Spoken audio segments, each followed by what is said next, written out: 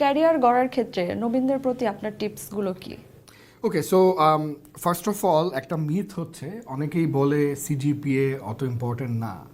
তো অত ইম্পর্টেন্ট না হলে তো ইউনিভার্সিটি এটা কাউন্টই করতো না। তো যেহেতু কাউন্ট করছে তার মানে এটা অবশ্যই ইম্পর্টেন্ট।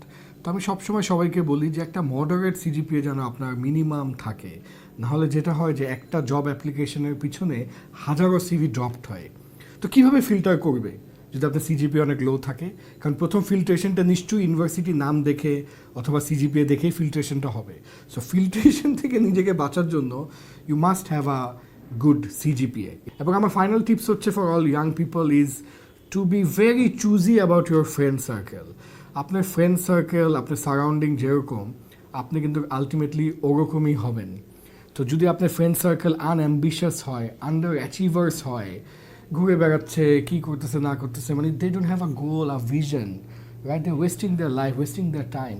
এই মানুষগুলো আপনার জীবনে দরকার নেই। খুবই পিকি এবং চুজি হওয়া দরকার। আমার একটা বন্ধু থাকবে, দুইটা থাকবে, but they have to be quality people only.